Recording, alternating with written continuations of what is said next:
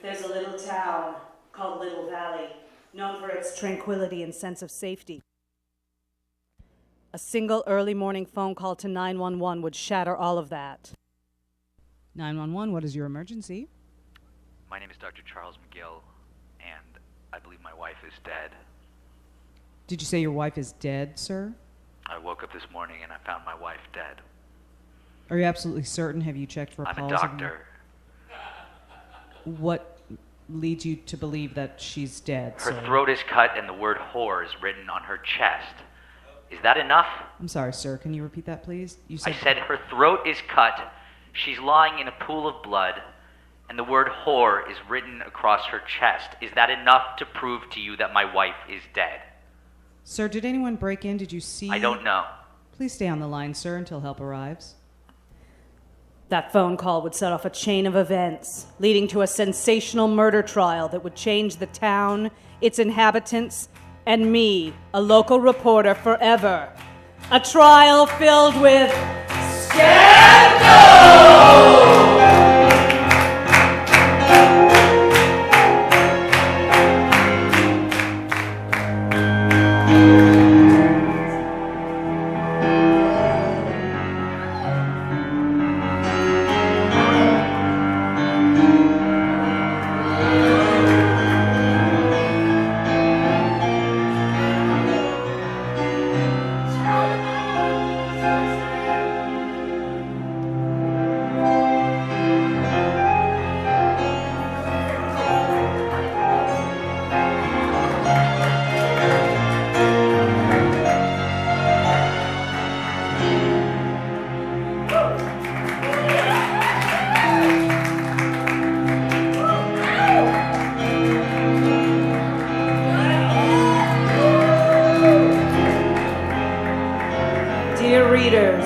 In this column, I will bring you all the news of the trial as it unfolds.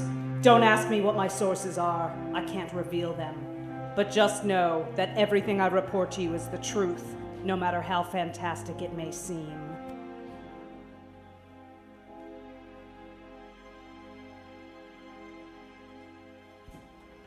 Today is Dr. Charles McGill's first day back at Little Valley Memorial Hospital since his release from prison.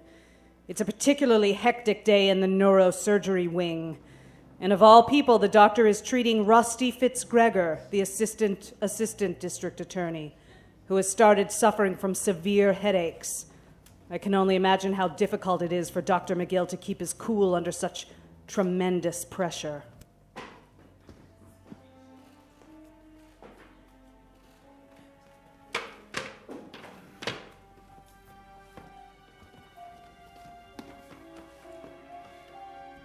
Dr. Strawberry, please report to pediatrics. Dr. Strawberry. You guys actually have a Dr. Strawberry here?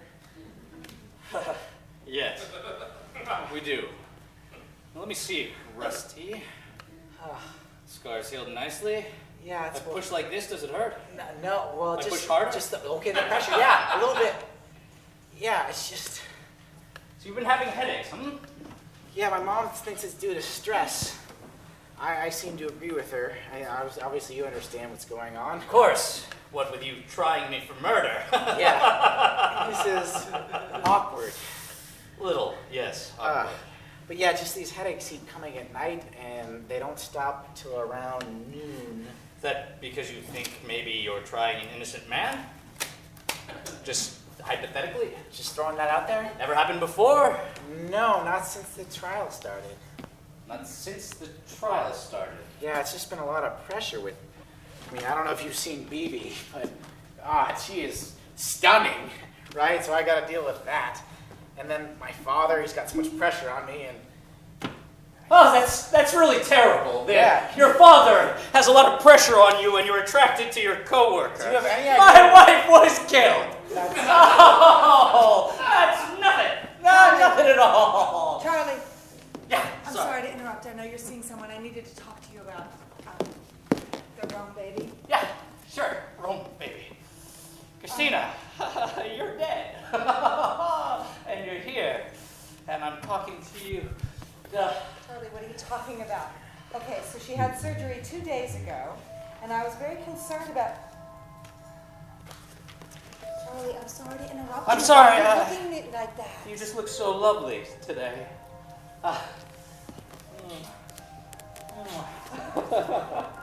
Charlie, Oh. you're with a patient and I have to talk to I you. know, I just missed you a lot. I miss you too. Yes. Don't go. Okay? No, I know it's a busy day, but no. Rome, baby. No, Charlie, it's okay. no, it's not. I want you to stay. No, No, it I want you to stay and don't go. Don't. Charlie, I know, okay? You know? I know. What do you know? It's okay. It's gonna be It's okay. Dr. McGill, please report to reality. Dr. McGill. It doesn't matter, Charlie. So you know. It doesn't matter. It's okay. It doesn't.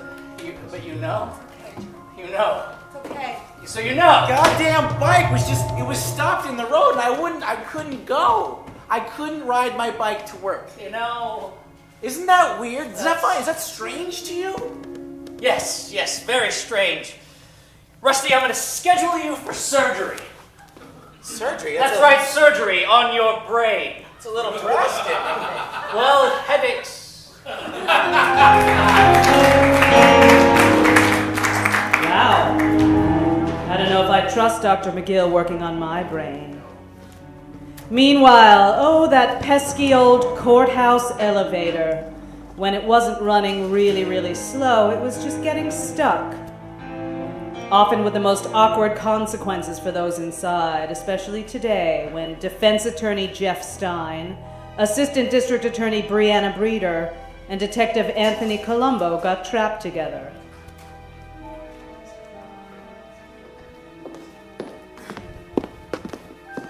Hold the elevator, please. Hold the elevator, please. Close it. Hold the elevator. Oh, great. Can you hit 95th floor? No. Hit it Do yourself, Do it Jeff.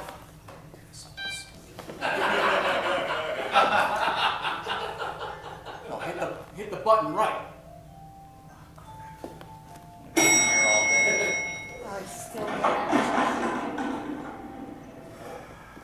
Nordstrom's. Why does Little Valley have a 95-floor coordinate? Look, it's just slow, all right? We do things a little differently around here. I know you're from the big city, but, why don't you try to blend a little bit? Is that a lady's jacket?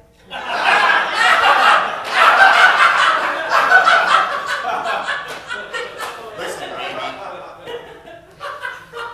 We got some time in this elevator. Clearly, we're only at 72. Let's talk plea. I crushed your boy yesterday in jury selection, and I've got a cherry jury, okay? We got this case lost. You know what kind of people want pleas, Stein? People with guilty clients. I want to plea because I want Dr. McGill to go back to his life. I want bad guys to fry on a stove with an egg. That is so hot. You got a new boyfriend? What do you care? She likes breakfast in bed. Yeah, what else is she like? A hard cock. Good luck.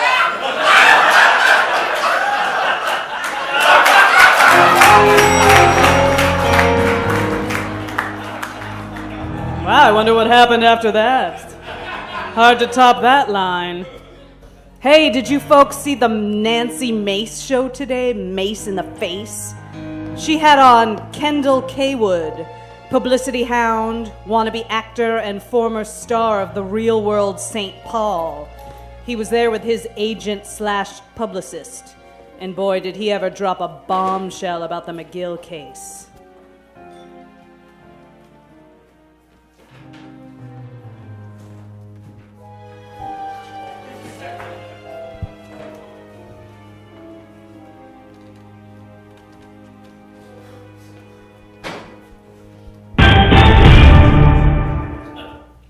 Howdy, y'all. I'm Nancy Mace, and welcome to Mace in the Face. My guest today is Mr. Kendall Kaywood. You're beautiful. How you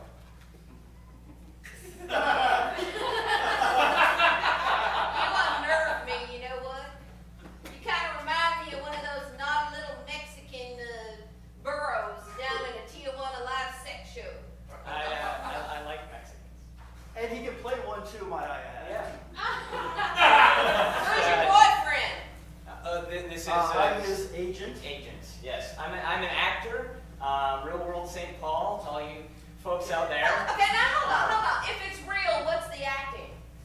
It's reality. Let me take this. You know, as we know, reality television is a slice of life, mixed in with a little drama. My buddy Kendall here enhances the drama by, help me out, Kendall. I was also in the Glass Menagerie. All right.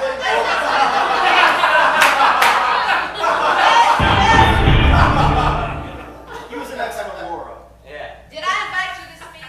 I don't believe so. Let's cut to the chase here. So, Glass Menagerie, Mr. Gentleman, caller number 3. It appears that we have some paparazzi photos of you gentlemen calling inside the house with the late Dr. Christina McGill. What have you to say about that? Christina McGill was a very close friend of my family's. Flesh out that family relationship for us a little bit there, naughty pony. My family, they were all doctors, and So what the hell happened to you?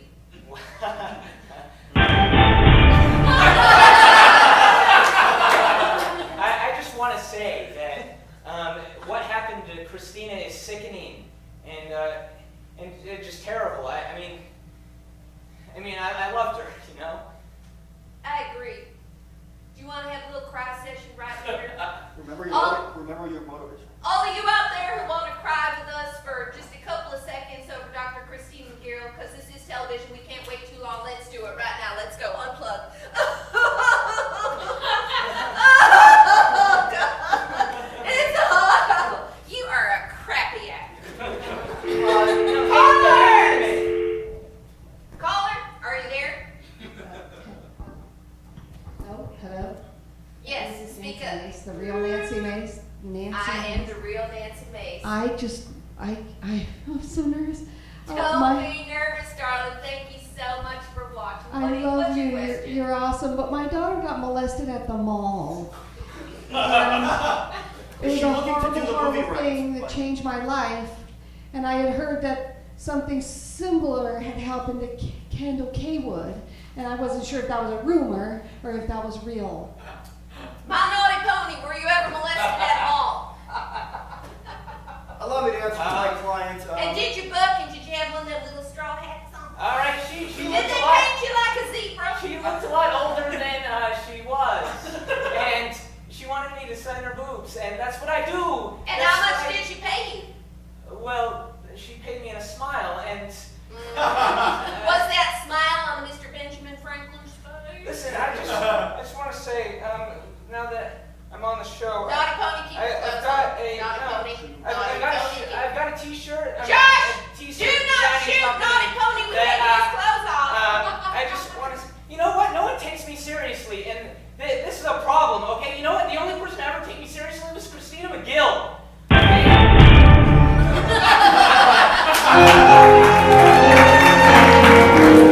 Just what was the relationship like between Kendall Kaywood and Christina McGill? Let's go back in time, back in place, to the Peahl house. The Peahl house where Kendall Kaywood stayed rent-free because he was a quote-unquote friend of the McGill family. I wonder what might have gone on there when the good doctor wasn't around.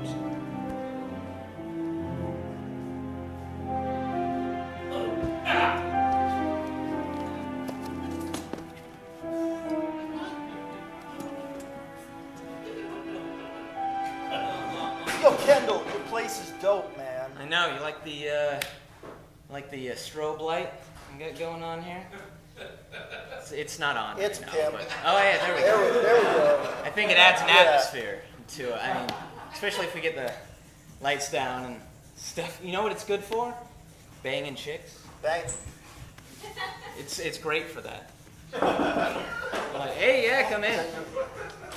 Kendall, Oh. hi. Hey, Have a you know what? feeling I'm not needed Why here. don't you make a beer run? I'll make a beer run. I'm just here to get the rent. I actually live big house?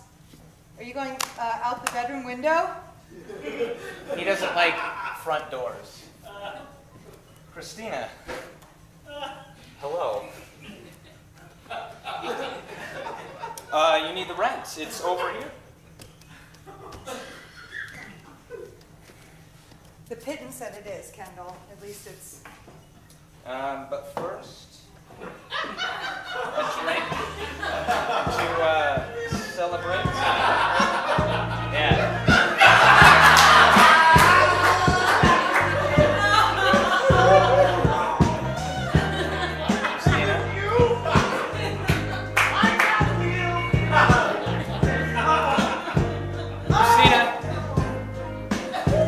I don't know if you've noticed, but started working out. Yes. That. No, what's going on here, Christina? I don't know why you're being so awkward with me, Kendall.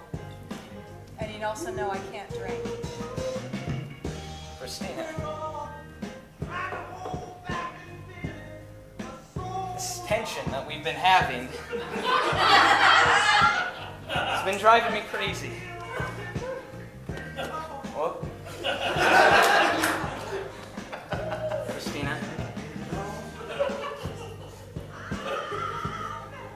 I want to be your boy toy.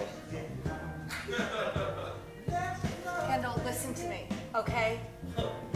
It happened one time. It's not going to happen again. I was desperate. I was upset. That's why I came by, okay? I'm in love. No, I'm in love with my husband. I'm in love with my husband. I'm in love with my husband. It happened once.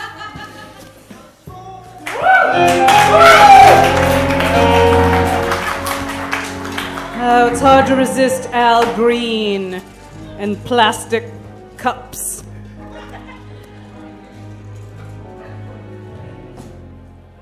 Let's visit now with Judge Joanne in her chambers. Of course, she's there with her ever-present bailiff. When a very unexpected visitor knocks on the door.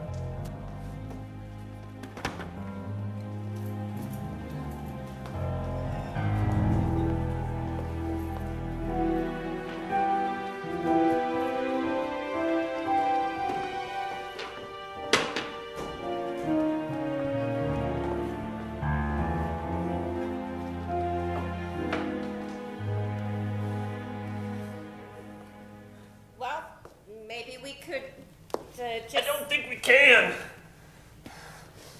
Oh, Joe, I'm just so torn up inside. I mean, What if you just spank me? Just spanking, nothing else.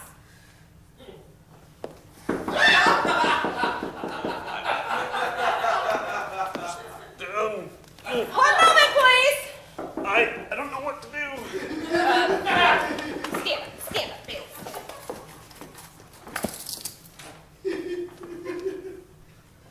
Oh, Jane. Jane. Oh, my God. Jane, what can we do for you? I was wondering if I could talk to you alone for a minute. Me or Sure. Beth? Me or you. But without him. We'll be okay. Is that safe? It's safe. We'll be I all right. don't hurt people. Jane, you're fine. Right out here, Joe. Through your curtain here. Would you like to sit down? I think so. Let me try. Jane, I know when's you. I know the you last told. time you had a shower? You know, we could get you in at the shelter. Okay. I'm ready. I've been sober for 12 hours right now, but Good so for I'm ready. you, Jane. Good for you. And I need your help. All right. What can I do for you? This whole testifying thing it's got me a little scared. Jane, you can't be hurt. We're watching you as long as you don't run away. The people, they're jealous of me because I'm getting all this publicity. What people are jealous of you? People who I hang out with, my friends. You know, The friends that keep you drinking? Yeah, but one very important friend. Who's that? Lufa. He knows what we did. Jane, I can't be hearing this right now. If this has anything to do with the case, I can't hear it. It's not about this case. It's about when you helped me the last time. Oh. We said we weren't going to tell anyone about that. I didn't tell anybody. I don't know how Lufa found out. Jane, you know, you were a brilliant legal mind in law school and an excellent roommate.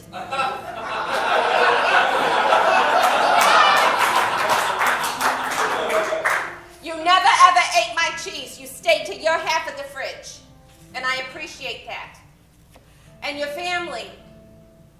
Your family misses you, Jane. I haven't told them where you are, but they're looking for you. They love you and they want you to come home. I ain't got no family but you.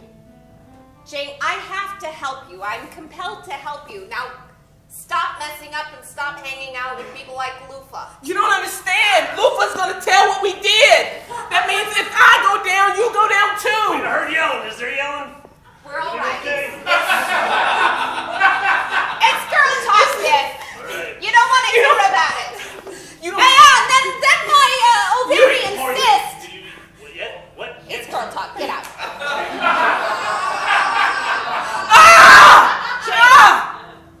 Jane, I can't take the pressure. Come here, Tom. Come here. Jane, this Lufa. Tell me where he likes to stay. He's about 2 blocks down from the Piggly Wiggly. All right, and does he have a preference for liquor, drugs, sandwiches, something that I can take? He I'm just going to wants- have someone pay him a visit. He just wants everything I got. Everything. Are you giving him everything? I can. If No, you think Jane, that's do fair. not. No. Jane, your body is a precious temple.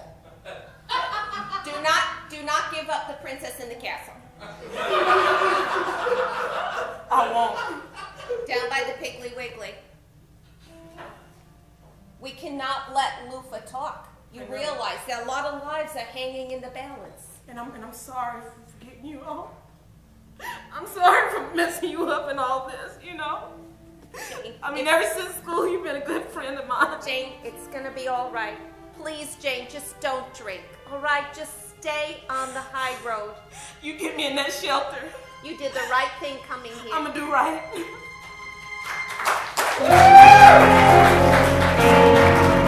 The lesson we all learned from that scene was never trust a man named Lufa. It's late at night at the McGill house, and defense attorney Jeff Stein and our defendant Charles McGill finally get a chance to interview Consuelo, the McGill's live-in housekeeper, about what she may have heard or seen the night or morning of the murder.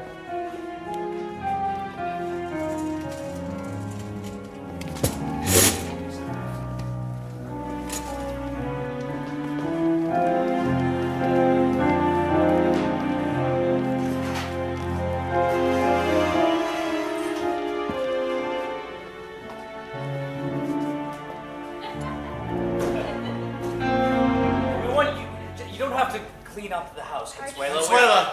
I'm so sorry, muy nerviosa. No, it's okay. Consuela. So sorry. It's okay. Por favor, no tiene que preocuparse. Gracias. Yo estoy aquí por hablar con usted. Oh, Del gracias, caso. señor. Gracias, gracias. Muy amable. ¿Cuántos años trabajas para los Ah, las 5 años. 5 años. Sí. En el noche cuando... I'm sorry.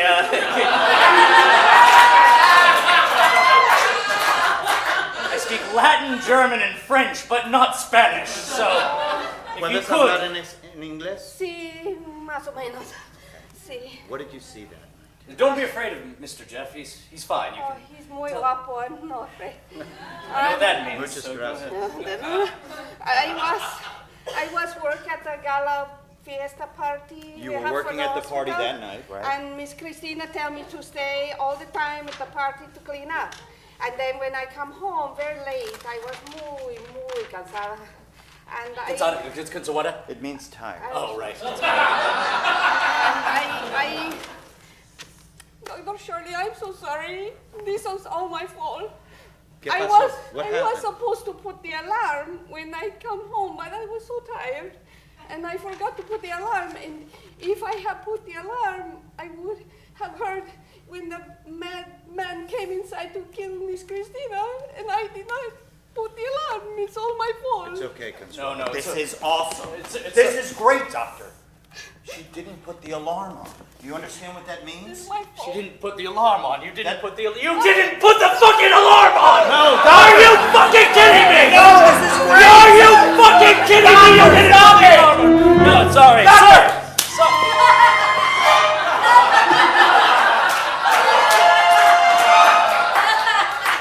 sorry. So overwrought, my sense of feeling is delayed here. Did I get your ear? Just clipped it. Listen, Doctor, this is great news. I mean, your wife is still dead, but be a true to her defense. I'm sorry, Consuelo. I didn't know. I'm sorry. I won't have another reaction. The fucking alarm! It's 4 digits!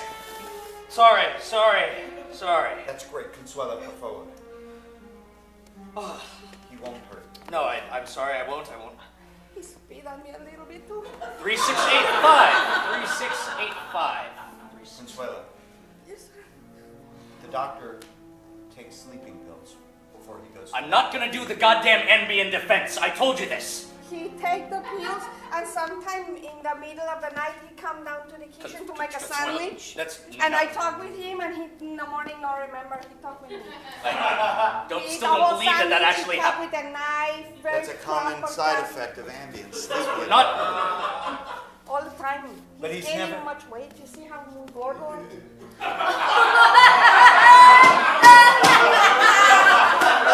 Yes. Gordo means fat. I got that one. Consuela, I'm very happy to hear this. You're in a very important part of this case. You understand that what you say on the witness stand will free the doctor. If I tell him he eat a sandwich? No. If you tell the truth.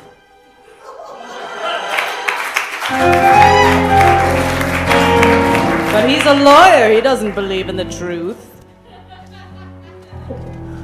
Let's jump to the next morning. Sometimes in very high-profile trials, the judge will meet in chambers with all of the attorneys to set some ground rules for the trial, and that's just what Judge Joanne did in this case. I'm sure her ever-present bailiff was there. She runs a very unorthodox courtroom, so I can only imagine the unusual guidelines she set forth.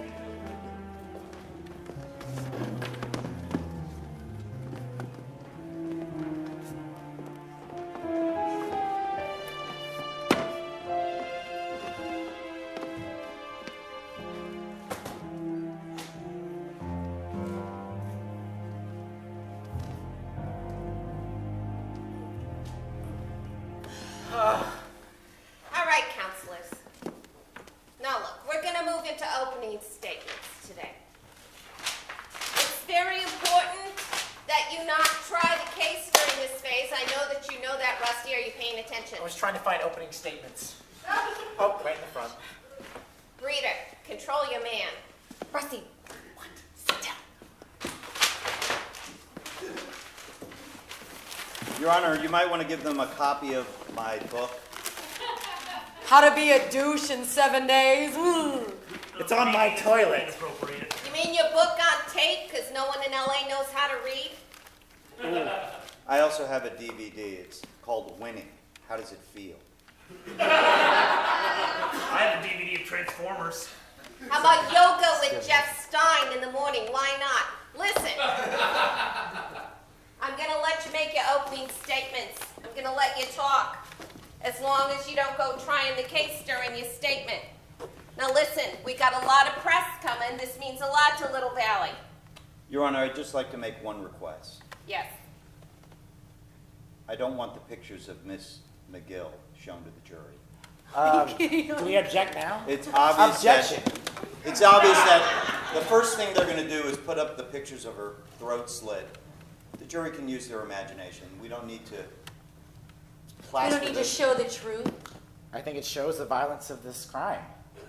I think it's pretty integral to the case since That's what I was we thinking. have pictures of the deceased. It's fine if you have a small photo that they could see and hand it to them in the jury box, but I don't want it plastered up on these plasma screens you have all over this lovely court. Well, I know that I am betting that you got some click-a-rati college kid working on a fancy schmancy MacBook PowerPoint for you.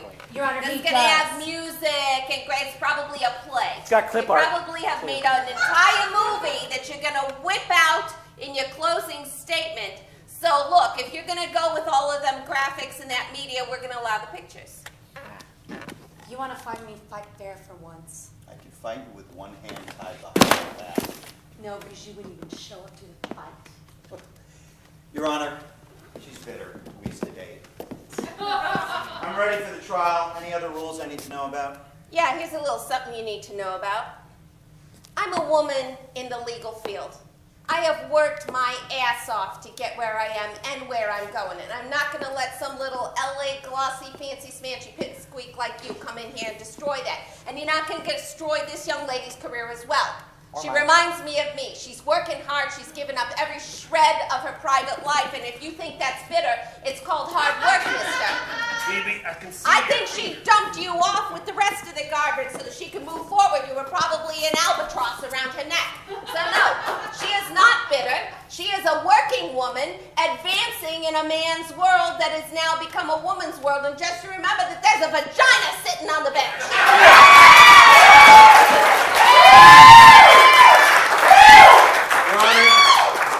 And I've had bigger dicks than you in here, mister.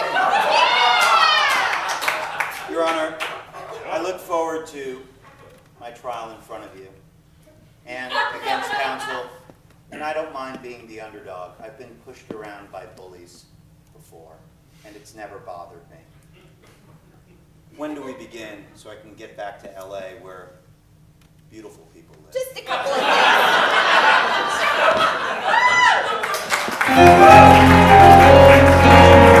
He's right. Just look to your right and look to your left. A terrified Jane is hiding in an alley. Doesn't seem like a safe place to me, but if you're a bum on the street, where else do you go? When she's discovered by Lufa. If she's not careful, he might exfoliate the life right out of her. Luckily, Detective Columbo happens upon the scene, just in the nick of time.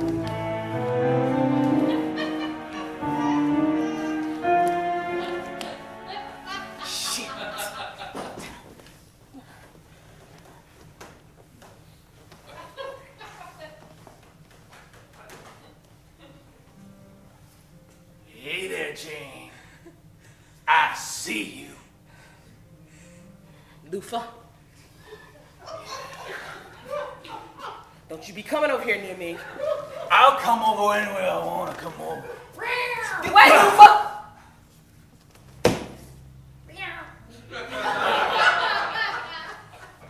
I got your number. I told on you. What'd you do? I told on you. That's right. I got friends in high places. I'm important now. You think you're so important? I still ain't told what I got to tell. I don't care. You tell on me. And you're going down. You better run, because they coming for you. Well, they're not gonna get you before I get you.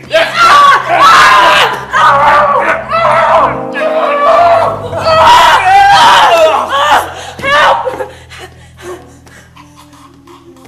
Kill him! Kill him! Kill him! Kill him! You don't want to kill me. Kill him! I think you better stay right there. How about that? She's right. She does have friends in high places. And you're lucky that I didn't just blow your brains right out. Blow him! Blow him! Blow him out! I seen stuff. seen stuff you don't want to blow out my brains. You seen stuff. Yeah. But you don't understand. That's our star witness right there. Right there. She's gonna make or break this case. What about that Jew guy, Jeff Stein? I seen stuff about him too. Yeah. We've all seen stuff about Jeff Stein, right? Big time LA lawyer. Come here to win the day. Yeah. So if you got something to say about Jeff Stein, you better say it right now. And he better be the only one you got something to say, something about. Wait a minute, whose side are you on? Are you on the defense or on the prosecution? She's on my side. Yeah. Well, I seen Jeff Stein with that Breiter lady. I seen that. You never seen me do nothing, right? Ever. I ain't hurt nobody. I ain't killed nobody, did I? Not until now.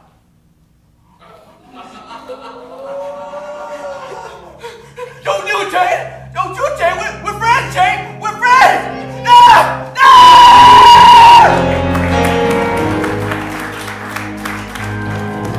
That was very dramatic. Speaking of dramatic, opening statements in a high-profile murder trial can be extremely dramatic. Hopefully, they will be in this case.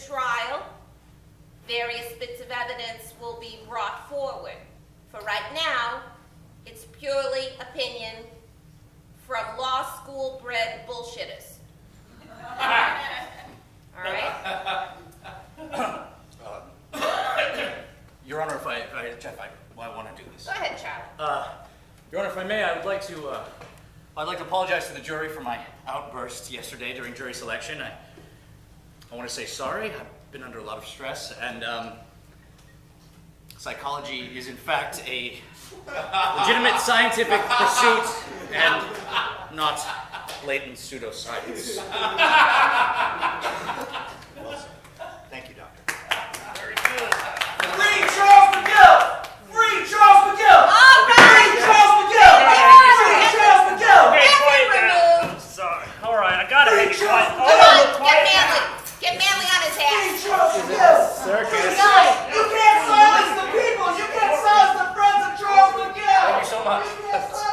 Reverend, improve your sermon for Sunday. Last week was boring. How much did you pay He that needs guy? more to do. We need more sinners in this town. All right, opening statements. Who'd like to go first? I think it's the prosecution's job. We don't have to say a word, Your Honor. I'd like to have a coin toss. Or we can do Rochambeau. Rochambeau now. No, with Mr. Stein, it's Rochambeau. Oh, I was champion in Colorado 2 years running. Rock, paper, scissors. Or you can be creative. On If you three. got something other than rock, On paper, three, ready? scissors, I'll invite it. 1, 2, 3.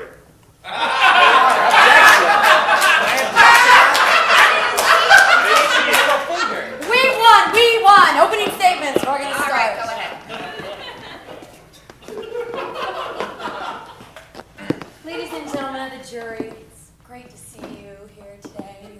beautiful people. I'm so glad that Dr. McGill apologized for his outburst and jury selection.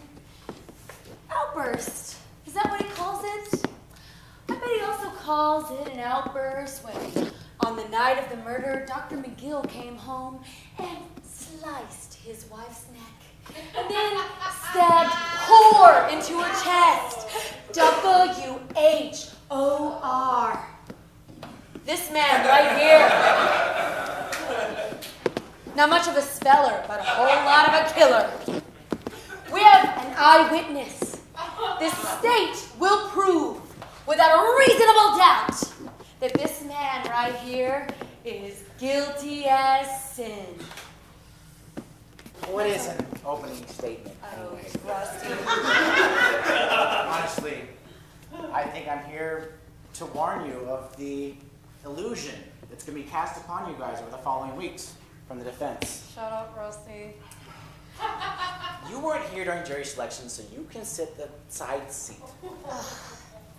I'm here to show you that whatever the defense comes up with is going to be a game. Because he's going to show you how good the doctor is. What a fine man who might be putting brain surgery on me. What a fine man he might be, upstanding, a citizen of Little Valley. Counselor, did you just say that you're scheduled for brain surgery? Yeah. With Dr. McGill? He is. There's a little bit of a conflict there. Well, no, we shook on it and I signed some papers. Your Honor, I am in fact the only brains neurosurgeon left in Little Valley. Is this brain surgery really necessary that it can't wait until after the trial? It's obvious it's necessary, Your Honor. Rusty was the victim of a childhood accident and was one of the first recipients of the McGill stunt, which has allowed him to function almost normally for all this time. Clearly, the stunt is failing. Apparently, some fluid is backed up. The stunt can fail? Does that happen? It was. Can we get back to the opening statement, Your Honor? It was an early version of We're the just stunt. finishing up. Counselors, approach the bench.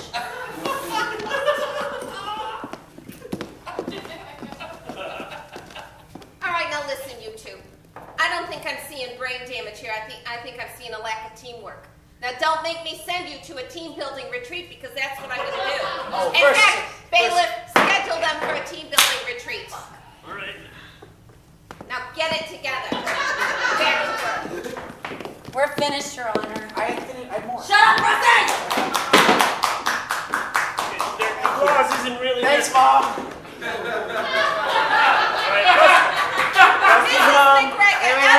Hey, smile. Rusty, come on. You better not post that to Facebook I gotta take before your phone, we're done Rusty. today. Come on. Give it. No, the phone, not the case. I'm not an idiot. Mr. Stein, I'm sorry for this circus. And anyone watching on television, Little Valley is a lovely place to live. We are fair. We are open, kind people here. We have beautiful women. And the men here are men, real men. Mr. Stein, our welcome guest from Los Angeles. Go right ahead. May it please the court, my worthy opponents, Dr. Charles McGill III, head neurosurgeon, Little Valley Community Hospital, benefactor of the Little Valley McGill wing of baby brains. Pediatric neurosurgery, but yes, it's what we work on is baby brain. Ladies and gentlemen of the jury, first I want to apologize. I don't belong here in this town. I'm not one of you. I'm an outsider. But I ask that you treat me like one of you, meaning that while you're here listening to this case, you'll all be fair.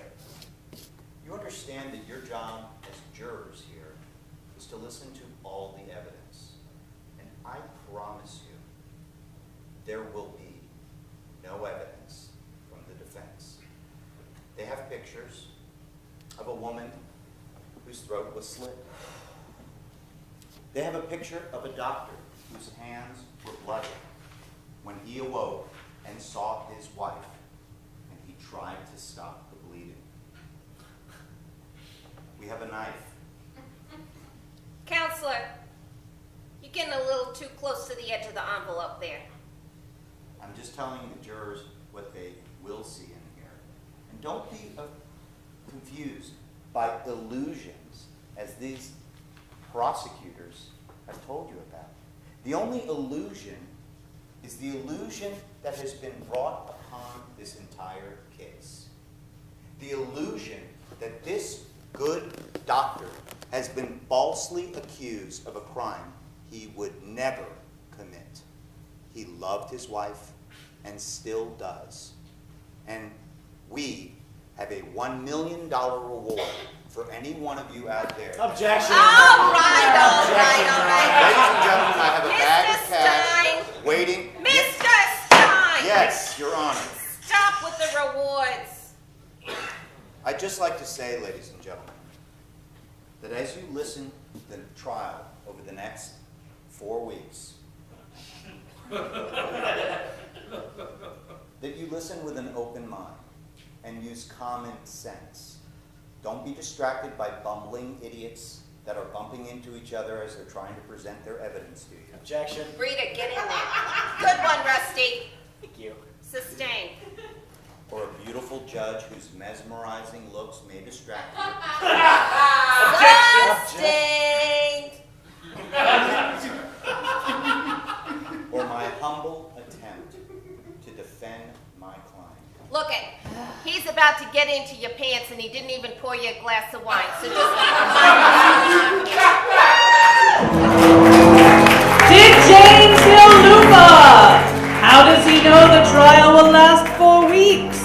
Didn't he realize that scissors always beats penis?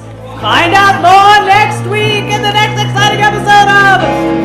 Yeah!